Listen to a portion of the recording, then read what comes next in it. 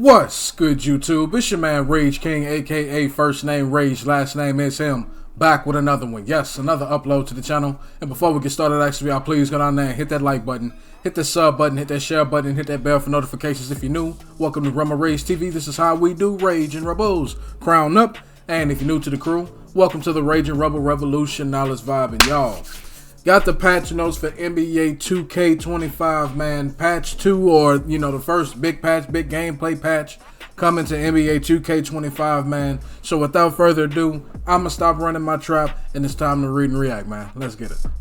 Yes, sir. As you see right here on your screen, ain't no optical illusion, ain't no black magic, ain't no Photoshop. This is the real deal, Holyfield, and real spill. Patch notes 2.0 for NBA 2K25.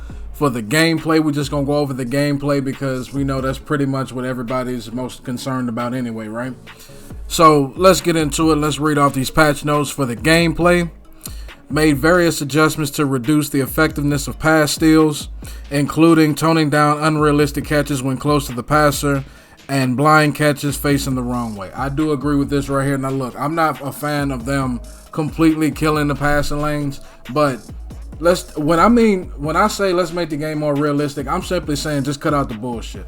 There's no reason why I'm facing the opposite way of the ball and can still be able to steal the ball. I don't know. That's crazy. You understand what I'm saying? Or saying I'm in the paint and the guy I'm covering is at the 3-point line, and then all I do is just spam X or spam square, and then out of fucking nowhere I turn into prime Deion Sanders and I go from the block all the way to the goddamn 3-point line by the time the ball is passed. That's not realistic. So I'm glad that they're actually fixing some of those animations. I'm not saying they got to kill the passing lanes to kill steals, but make it more realistic. Eliminate the bullshit, all right? Don't give them a steal just because they got 99 steal. Make people have to be in position to make that 99 steal more effective, in my opinion, all right? Let's continue.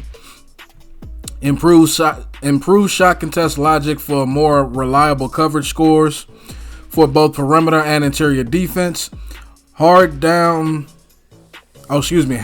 situations will no longer register as tight.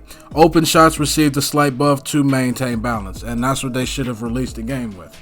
There's no reason why I just come up as I'm playing defense, motherfucker just look at you, and all of a sudden that's tight coverage. That's bullshit.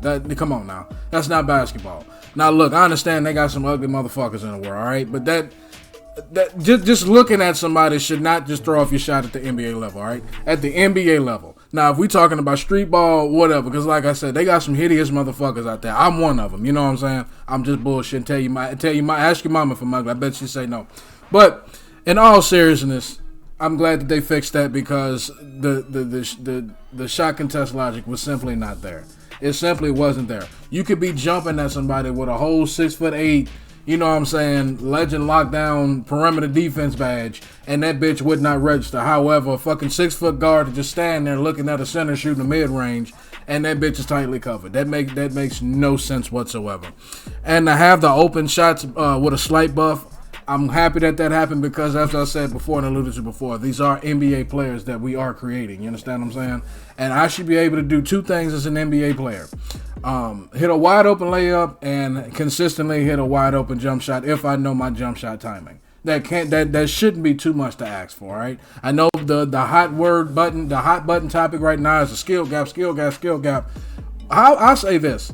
Let's focus on the logic of basketball returning to 2K first before we start hollering about a skill gap that everybody claims they want, but nobody really wants at the end of the day, right? And what I mean by that is, it's okay to have modes where the difficulty is higher than others, but to sit there and just RNG everything, that's not a skill gap. That's just RNG, all right? Improve responsiveness when dribbling or shooting with the pro stick, and also reduce delays with catch and shoot. Glad that that's happening because let's just be honest, as I just alluded to with the shooting, that's just more RNG right there. When you got bad responsive time, bad net code, and everything like that, that just adds on to the RNG and the frustration of the people playing the game. All right. Fix an exploit that made low post fades overly effective. Glad they fixed that. Repair some dribble move branches, including the 720 spin glitch and unwanted double hesitation moves from Triple Threat. Glad they fixed that. Standing floaters will now properly use the close shot rating, while driving floaters will use a weighted average of the higher between driving layup and close shot. I kind of thought that's what you programmed the game to know the difference for, but okay, whatever.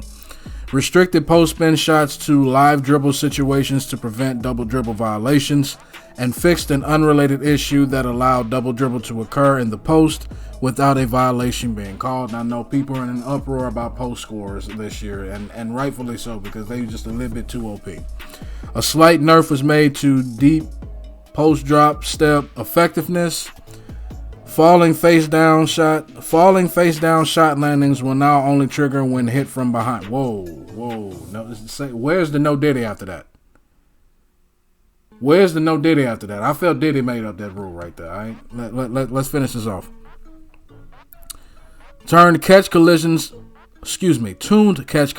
to improve animation coverage and have them play in more appropriate situations. That's another thing that I think also fucked with the shooting a lot.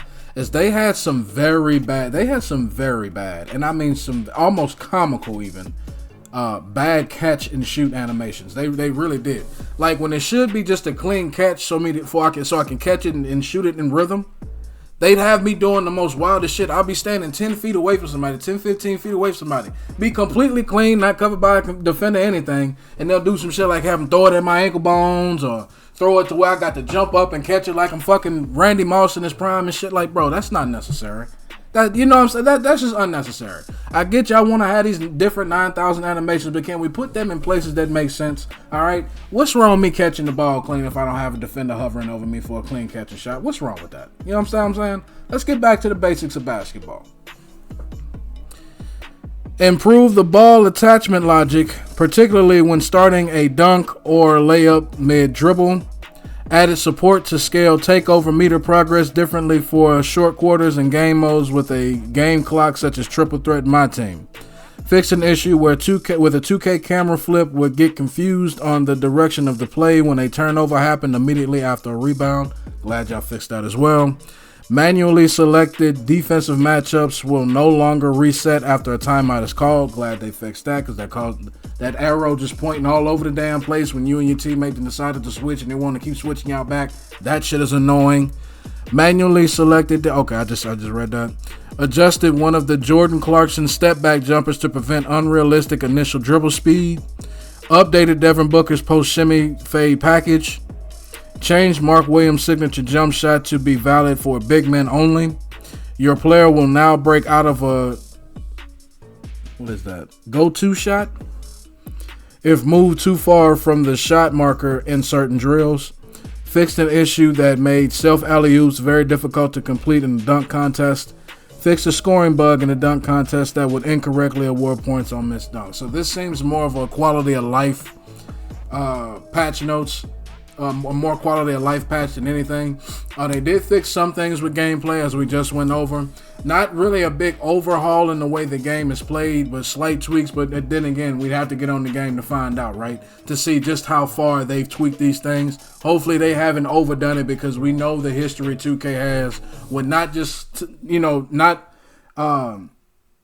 what's the word I'm looking for? They don't just slightly do anything. They always overdo it. You understand what I'm saying? They always go above and beyond. Instead of just slightly tweaking, they completely change some shit. So hopefully this is just literally just slight nerfs and slight tweaks so we can get back to the basics of basketball and we're not worried about this over cartoonish, over outlandish, and non-realistic, which means that basically when I say non-realistic, I mean just, bullshit animations. That's at the end of the day, that's what we mean. Bullshit animations that make no sense. That's what we mean by realistic, all right?